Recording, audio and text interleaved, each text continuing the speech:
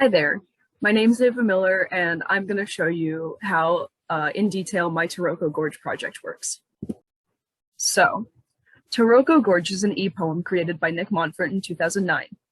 He generated this poem when he was flying over Taiwan in a plane and he saw this beautiful land structure called Taroko Gorge. He thought it was so beautiful and he thought of all of these words to describe it, but he couldn't exactly figure out how he wanted to put these words specifically in a poem. So instead of writing out a traditional poem, he wrote an e-poem where he wrote a code to randomly generate words in the structure of a poem and then put the words in the code to randomize every single time the poem regenerated. And this is the result. But the cool thing is, if you right click on this and view page source, you can see in this little section here that Nick Montfort gave everybody permission to rewrite his code in order to put their own spin on the poem. So that means we can put whatever words we want into the poem and make it about anything we want. So I like to use Python in order to write Taroko Gorge. This one's an early one I did for my specific electronic lit class. Python is a program that you'll use in order to house your code. So you can write code here, and then when you execute it, it looks something more like you'd see on the internet or in an application. And it specifically clarifies what things are in the code so you can know exactly what to edit and what you're not supposed to edit. Anything in black is something that we probably should not edit, but anything in green is something that we can. So these are the words that we're allowed to edit.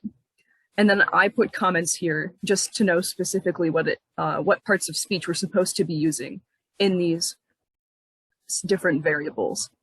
So variable above right here means that it's any proper noun. So that's a part of speech that is like our name.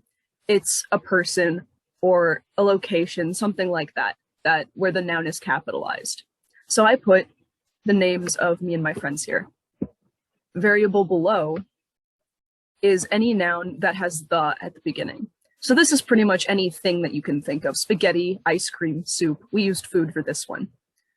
And then it goes on. Variable trans is a verb that accepts one or more objects. So that's a part of speech where you are doing something to something else. Some other object is involved in the sentence.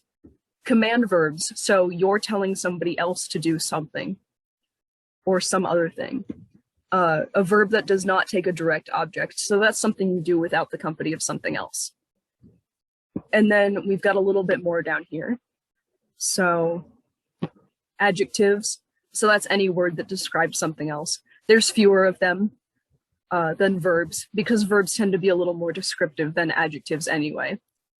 And then we've also got this interesting function up here where if one word is present, then we'll add another word into the code. But that's a little too complicated for us right now, so I'm just going to be bypassing that.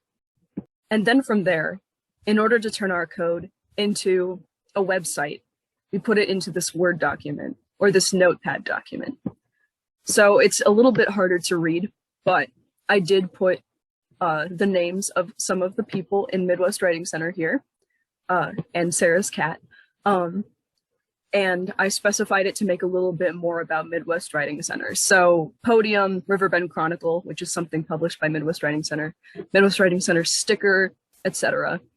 And then we've got some fun verbs. Ryan used Weird Al as a verb, so I've got that in there. And then some really basic transitive verbs and such. Some fun adjectives. So when this code is in a Notepad document, it's possible to turn it into HTML, which means it just means that it's code that shows up on the internet in the same kind of format that we saw before. And now, as you can see, it's a Microsoft Excel document here. It's MWC Taroko Gorge. So when we open this up, we'll get our revised Midwest Writing Center code.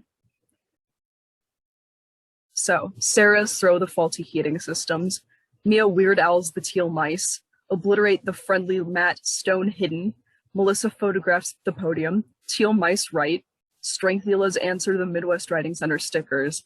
And so we've just got a really funny poem that keeps on generating and will generate something different every single time we view it.